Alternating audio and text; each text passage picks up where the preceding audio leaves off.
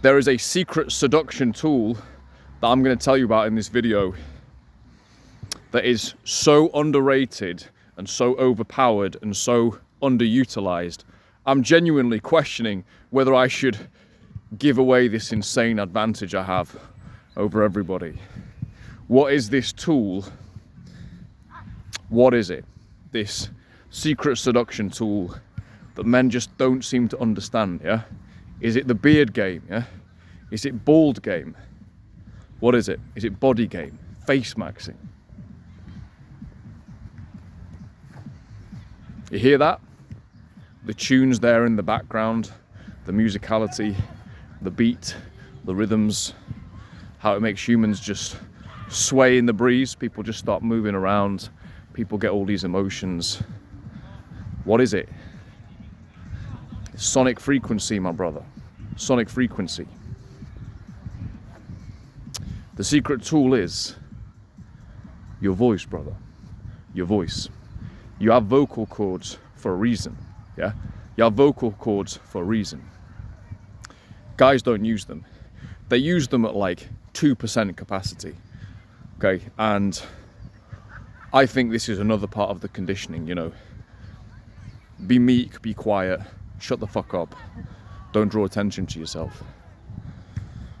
But your vocal cords are probably one of the most seductive things that you have. And they're also one of the most powerful things that you have. Okay, just with your vocal cords alone, you can give a woman an orgasm when she's across the other side of the world. You can control and command an entire group of people, hundreds of people in a room. You can completely stop a potentially or actually violent situation completely with your voice, right? You can get children to behave themselves, right? How do I know this? Because I've done all of the above. I've done all of the above. So in my 20s, I did some vocal training to get more control over my voice, because I did a lot of coaching, sports coaching, football coaching, and it was also useful in my job as well, my coaching job. And what I found very interesting was it's one of the most transferable and underutilized skills there is. So in this video, I'm gonna go through some fucking gold, yeah? This is pure panty wetting gold, right? And this is gonna help you in life in general. So I mentioned music, right? That sonic frequency, that sonic beat. I mentioned how you can actually command large groups of people, and children literally respond to it on autopilot, right? You know, you'll see it as well, as there's two little children messing around, mummy's there, you know, she's got a high-pitched voice, whatever. Daddy comes in, raises his voice. Immediately, the kid's brain's stun out, yeah? Oh, yeah, it's like a lion's roar, right? And it's just so effective. It's so effective. It's a very useful, multi-purpose tool, your voice, your vocal cords. Okay, so how do you want to use it? How do you want to use it? Specifically when talking to women. So feedback I get a lot from women is, I'll send them a voice note and they're just like, they'll send me just this freaky voice note back, and it's because they like my voice. They like the way I talk to them. And there's just a few things that I'm going to share with you here that I think you can apply straight away and you'll find useful. So number one thing you need to be able to control, number one thing is pace. Pace. So when you're out doing your cold approach, day or night, if you're speaking really quickly, it's a kind of anxious, frenetic pace. Once you start to slow the pace down, you begin. I'm not going to do a whole hypnotic thing on you, but you get it, right? I actually don't talk that slowly in general, but I can control that pace. For me, because I'm often quite buzzed, I'm quite excited to go on an approach session. Quite often, my voice can go quite quickly just because I'm excited. But slowing it down is always a good thing. And when you're wanting to actually bring the girl into you're on a date with the girl, it's when you slow it down. You relax and you just slow down your pacing. You don't want to go to sleep though. Pacing is important. Next one for the approach itself, volume. Volume. People are just too quiet. People are just too meek. Yeah. You need to be coming in at a more raised volume. You can actually stop a girl. I could stop a girl over across the street there easily just by volume. I've done that before as well. I did that round about this time last year. Just shouted across the street at a girl, "Hey, excuse me, you look incredible." She stopped. She was like, "Oh, what?" I shouted loud at her. She actually then crossed the street and then she opened me afterwards. I kind of carried on my walk. So it's very powerful. It speaks deep into their DNA, basically. You're talking to their DNA. Yeah, that commanding, booming voice. That is the ultimate sign of authority. Who has the booming voice? It's the general. It's the CEO. Yes, the captain of the team. Okay, you're speaking to the biology there. So volume is important, yeah? Volume is very important, especially for guys in clubs. Increase your volume like 5-fold. Increase your volume. You need to shout. You need to out-volume the venue, right? So increase the volume. And even in daytime, it's something you can play with, right? Most guys are just too meek. They're too low volume. Next up is pitch and resonance. Pitch and resonance. Okay, so high-pitched, high frenetic voice, high pace is obviously not so good for seduction. So you want your voice generally to be of a more resonant tone, yeah, of a more resonant tone. So how do you actually do that? Well, my voice is pretty much naturally like this, but I have done training my training was actually to get more power in the voice and get more control over it. But you can actually train this. I'll mention how you do that in a moment. But in general, you want to be more of a lower, more resonant pitch, right? More resonant pitch. I find women's high-pitched voices very sexy, very kind of girly and feminine and sexy. And there's that kind of polarity between their voice and my voice. I think women love like male opera singers and stuff like that because they've got these big, powerful, booming voices. It kind of goes through them, probably literally. And it's the same with your voice as well, so make use of that.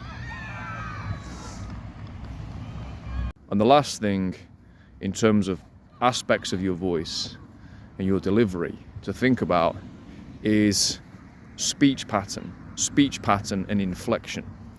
So if you have a very monotone voice when you come in to talk to a girl, yeah, that's not so good. That's not so good. We need more expression in there. So your inflection should alter, it should change, it should be dynamic according to what you're saying. And this is absolutely something that you can practice, okay? Something that you can practice. So in my job, I'm speaking for hours and hours per day. So I'm fairly accustomed to modulating and controlling my voice. As I say, I've done coaching, football coaching, also having to deal with like big rooms of people. Also sometimes having to do some stuff in nightlife as well. So I can modulate my voice effectively. But this is all stuff that you can learn. And let me just give you a quick exercise just to get you started with how you actually go about improving your vocal power, your vocal capacity and range as well, okay? Basically what you do is you do the warm-up that singers use before they go on stage. So what singers do is they go through the vowels A, E, I, O, U, and they sing them at different pitches. Okay, you don't have to sing them, you just hold the pitch. So you, for example, go A, and then you go lower, you go E. You basically do that, A, E, I, O, U, and you do it for like 5 different pitches, basically from a slightly higher pitch down to the lowest possible pitch. You then do it for volume, okay? So you go as high volume, basically as high volume as you can. The kind of volume that's gonna make your neighbors go, what the fuck is he doing in there? It's gotta be loud, it's gotta be loud. And then finally, you can do more kind of explosive type of, how would I even say? It's kind of more of an explosive sound. So you just something like a huh, that type of sound. And And you do that for like, you go through these exercises, you can look them up online, but look up singers warm-ups. It's pretty much what they do there. Mine might be a slightly modified version, but it's useful. It was useful for my purposes. And what that did is actually just gave me a lot more power in my voice. I noticed it quite quickly, that people responded to me in a different way. Okay, my voice was good before, but I had more power in it and I had more control over it, which was really useful for my work. And also noticed the ladies responded to it as well. The last thing I would say, just in terms of vocal tonality, what I mentioned earlier on, record yourself reading something out, maybe a piece of seductive literature, 50 Shades of Grey, or one of these, femlet things, right? Record yourself reading it out, okay?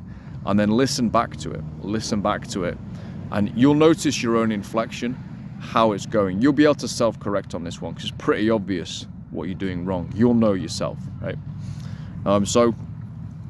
Vocal tonality, vocal pacing, vocal volume and expression, all of this is super useful in attraction. But actually, like all of these things, arguably the even bigger benefit and payoff is just in your general life. That's so perfect. You hear that deep resonant sound there, yeah? That deep resonant sound. Why do you think chicks like bikes, man? One of the reasons is the sound. It's not just the adrenaline of riding around. And that roaring Ferrari sound, yeah? Girls actually do get off on that. It's like a lion roaring, yeah? It's power, yeah, it's power. I've just given you some secret sauce on the vocal angle here, boys. It really is absolute gold. People are like talking about face maxing and all this shit. That's just fucking garbage, man. Like, read female, femlet, basically. They're so mental, right? Their seduction is so mental. It's all images and weird, just crazy shit, basically. You can actually seduce a woman. You can actually give her an orgasm just over the phone. Not even on a call, just through voice messages. You can actually do that. I've done it. If you haven't given a woman an orgasm just with your voice and getting her obviously to masturbate as well, if you haven't done that, I would recommend starting. You're an amateur, but you'll realize the potential of it, essentially.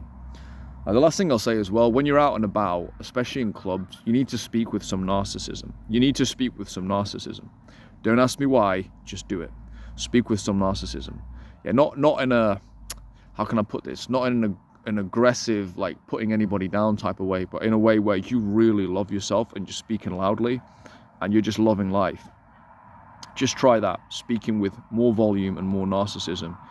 You'll notice the girls' eyes, girls who normally would just be bored talking to you, their eyes will start to switch because they know there's something very primal about this whole thing, yeah? So put the daddy voice on, boys. Work on that, on those vocal cords. It's going to be much more use to you than face maxing your life away. Okay, I know this. My face, it's starting to get wrinklier. My face definitely is not as good now as it was at 21, 22. Just no way. Yeah, I was a little fucking spice boy. Yeah, when I was 21, 22. But there's no comparison between what I can get now, the responses I can get now at 39. It's mad. It's actually crazy when you're with a girl and you're like, yeah, she's 23 or 21, and you're like, yeah, you wouldn't have got me with me when I was your age. It's a weird thing, man. It's a weird thing. So hopefully that's useful for you, boys. Keep control of your pace, keep control of your audio, and I'll see you on the next one.